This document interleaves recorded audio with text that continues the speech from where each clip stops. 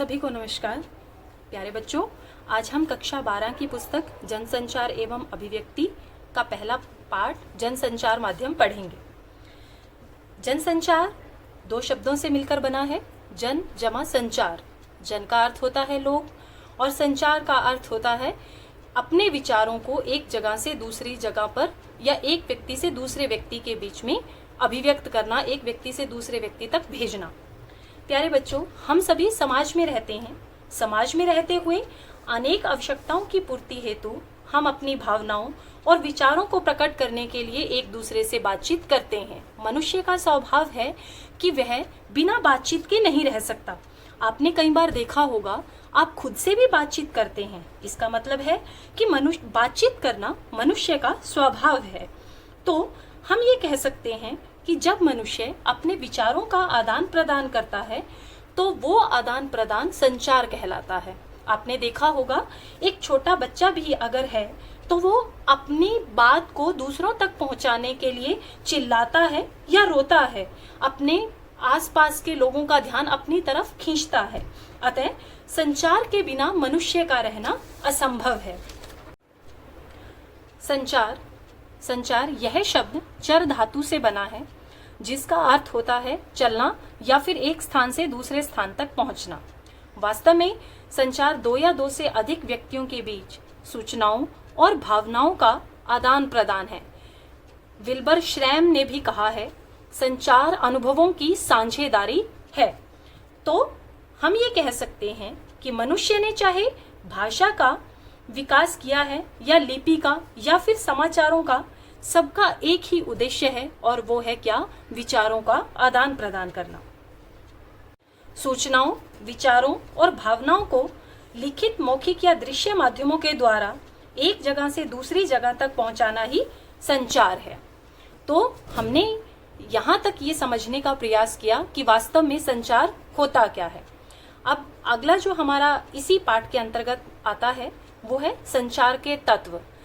तत्व से अभिप्राय होता है वो चीजें जिनसे मिलकर संचार बनता है। इसके अंतर्गत स्रोत, एनकोडिंग, संदेश, माध्यम, प्राप्तकर्ता या जिसको डिकोडिंग भी कहते हैं, फीडबैक और शोर, ये जो है वो संचार के तत्व होते हैं। इनमें से हम एक एक करके समझने का प्रयास करेंगे। पहला है स्रोत। स्रोत या फिर संचारक, ये वो तत्व होते हैं जब मैंने संदेश लिखना है, किसी को संदेश भेजना है, ये बात को जब मैंने अपने अंदर सोचा और इस बात को, इस भावना को, इस विचार को जब मैं किसी दूसरे तक पहुंचाना चाहती हूँ, तो ये क्या है? संचारक। संचारक अर्थात आपने अपने मन में सोचा कि मुझे राहुल से एक पुस्तक चाहिए। जब ये विचार जो है वो आपके दिमाग में आया तो वो किसके अंतर्गत आता है? स्रोत के अंतर्गत। दूसरा जो स्टेप है हमारा संचार के तत्व का, वो है एनकोडिंग। अब मैंने एक विचार सोचा कि मुझे पुस्तक चाहिए। इस विचार को अभिव्यक्त करने के लिए मुझे भाषा की जरूरत होगी। उस भाषा को जब मैं उस संदेश को एक भाषा में पिरो के आगे तक भेजती हूँ, वो किसके अंतर्गत आता है? एनकोडिंग के अंतर्गत। तीसरा है संदेश। संदेश मैंने जो वो संचार की जो वो प्रक्रिया मेरी शुरू हुई स्रोत से, फिर मैंने उसको एक भाषा में जनरेट किया। उस जनरेट करके मैंने उसको वो जो संदेश था, उस संदेश को मैंने कुछ शब्द दिए और उस संदेश को मैंने आगे भेजा। भेजने के लिए मुझे कोई ना कोई माध्यम चाहिए, कोई ना कोई चैनल चाहिए। मैं किस माध्यम से जो है उस संदेश को आगे तक प्रेषित कर रही हूँ। मतलब कि हम फोन से बात करके संदेश भेज रहे हैं या वीडियो कॉल के माध्यम से पूछ रहे हैं कि हम किस चैनल के माध्यम से उस संदेश को आगे प्रेषित कर रहे हैं। आपने किसी चैनल का प्रयोग करके उस संदेश को आगे भेज दिया, रिसीवर, प्राप्तकर्ता ने उस संदेश को प्राप्त किया। अब मुख्य बात क्या है? आपने एक भाषा में उस संदेश को भेजा। जब आपने वो संदेश भेजा, प्राप्तकर्ता के पास वो संदेश पहुंचा, तो वो प्राप्तकर्ता आपके संदेश के उस उद्देश्य को वैसा ही समझ पाया जिस उद्देश्य को लेके आपने उसको भेजा था। तो वो क्या है? डिकोडिंग। और जब उस डिकोडिंग का आपने उससे पूछा था कि मुझे पुस्तक चाहिए, उस आपके दोस्त ने जब उसका उत्तर दिया रिप्लाई किया तो वो रिप्लाई किसके अंतर्गत आता है, फीडबैक के। अब संचार की जो ये प्रक्रिया है इन तत्वों से होकर गुजरती है, लेकिन हम सभी जानते हैं कि संचार इतना सहज गति से नहीं होता, कई बार अनेक तरह की बाधाएं उसमें आती हैं। तो ये जो बाधाएं हैं, ये बाधाएं किसका काम करती हैं, शोर का काम करती हैं। ठीक, तो हमने यहाँ पे समझा कि संचार क्या होता है। संचार है विचारों का आदान प्रदान, दो या दो से अधिक व्यक्तियों के बीच में जब हम विचारों का आदान प्रदान करते हैं उसे संचार कहते हैं। और संचार जो है वो किन किन माध्यमों से संपन्न होता है। जनसंचार संचार का अगला जो भाग हम पढ़ेंगे वो है संचार के प्रकार। संचार के ये प्रकार कुछ मैंने लिखे हैं, जैसे सांकेतिक संचार, मौखिक संचार, अमौखिक संचार, अंतर्वैयक्तिक मतलब इंट्रापर्सनल, अंतर्वैयक्तिक इंटरपर्सनल, समूह संचार और सबसे अंतिम है जनसंचार। इसमें सबसे पहला है सांकेतिक संचार। आपने ऐसा सुना होगा, भाषा का विकास होने से पहले मनुष्य जो है वो संकेतों का प्रयोग करता था, जब भाषा का विकास नहीं हुआ था तब तक। आज भी हम देखें ट्रैफिक सिग्नल्स पे हमें दिखाई देता है लाल बत्ती होती है, पीली है और हरी है, ये संकेत करती हैं चलने का, रुकने का या फिर चलने के लिए तैयार होने का। तो ये भाषा का सांकेतिक संचार है, सांकेतिक प्रकार है। दूसरा मौखिक संचार, मौखिक जिसमें हम सिर्फ बोलकर बात करते हैं। इसमें मैंने तीसरा लिखा अमौखिक संचार। अमौखिक से अभिप्राय है कि मैं बोल भी रही हूँ, बोलने के साथ साथ जब हम अपनी आंखों से, अपने हाथों से इशारा करते हैं, किसी को नमस्कार करना है तो नमस्कार के साथ साथ जब मैं अपने हाथों को भी जोड़ती हूँ तो वो किसके अंतर्गत आता है, अमौखिक संचार के अंतर्गत आता है। इससे अगला है अंतर्वैयक्तिक इंट्रापर्सनल, मतलब जब हम किसी के सामने बोल नहीं रहे लेकिन बिना बोले जब हम अपने अंतर मन के अंदर किसी चीज को सोचते हैं, मान लो हम भगवान के सामने हाथ जोड़ के खड़े हैं और हम प्रार्थना करते हैं, तो वो किसके अंतर्गत आता है, अंतर्वैयक्तिक के अंतर्गत। अगला है अंतर्वैयक्तिक। अंतर्वैयक्तिक से अभिप्राय है जब दो व्यक्ति आपस में आमने सामने एक दूसरे से संचार करते हैं, एक दूसरे से बातचीत आमने सामने होकर करते हैं, तो वो किसके अंतर्गत आता है, अंतर्वैयक्तिक के अंतर्गत आता है। इस संचार का प्रयोग हम अपनी रोजमर्रा की जरूरतों को पूरा करने के लिए करते हैं। अगला है समूह संचार। समूह से अभिप्राय आप समझ ही गए होंगे, जब एक समूह आपस में विचार विमर्श करता है। जैसे आप अपनी क्लास में हैं, कक्षा में जब हम सारे एक दूसरे से आपस में बात करते हैं तो वो किसके अंतर्गत आता है, समूह संचार के। और सबसे अंतिम जनसंचार। जनसंचार मतलब मास कम्युनिकेशन, ये संचार का सबसे महत्वपूर्ण प्रकार है। इसमें जो है हम किसी भी व्यक्ति के साथ, समूह के साथ या व्यक्तियों के समूह के साथ प्रत्यक्ष संवाद की बजाय किसी तकनीकी या फिर यांत्रिक माध्यम के जरिए जो है वो संचार किया जाता है। मतलब जिन लोगों से जनसंचार में आप संचार कर रहे हैं, बात कर रहे हैं, वो लोग प्रत्यक्ष तौर पे आपके सामने नहीं होंगे, बल्कि आप किसी न किसी तकनीक का इस्तेमाल करके उनके साथ बात करते हैं।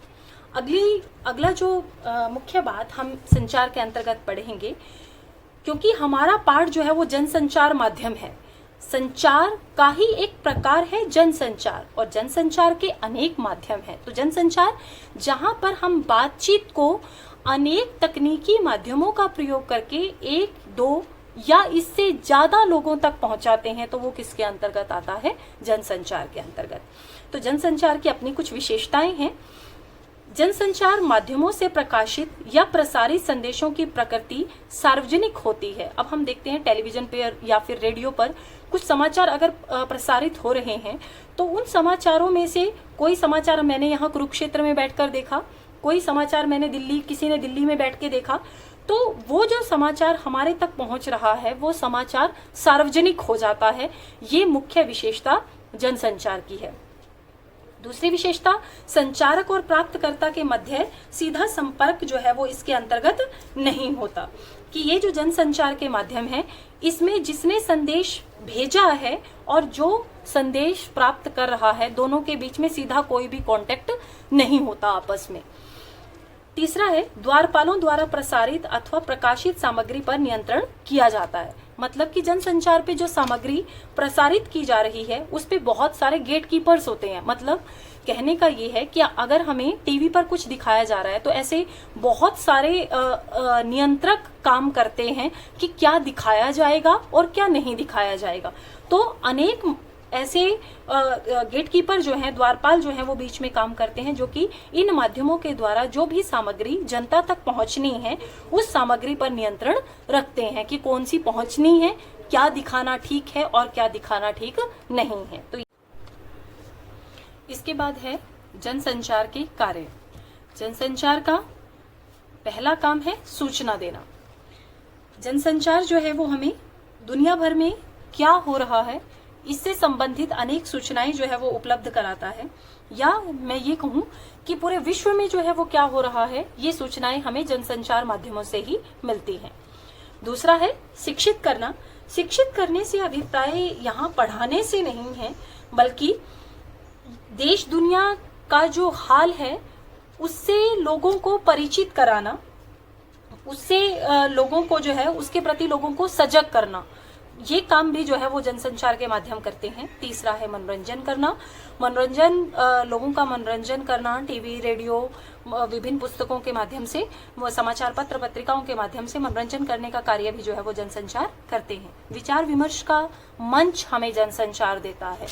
आज के दिनों में जैसा हम देखते हैं कि अनेक तरह की जो है वो समस्याएं हैं या अनेक तरह के विचार हैं, या मान लो बजट आया, उस बजट के ऊपर जो है वो विचार विमर्श करने के लिए अनेक तरह के विशेषज्ञों के जो हैं साक्षात्कार टीवी में आते हैं, हम देखते हैं, या समाचार पत्रों में जो संपादकीय पृष्ठ होता है उस पर हमें पढ़ने को मिलते हैं। तो जनसंचार विचार विमर्श का मंच भी जो है वो उपलब्ध कराता है।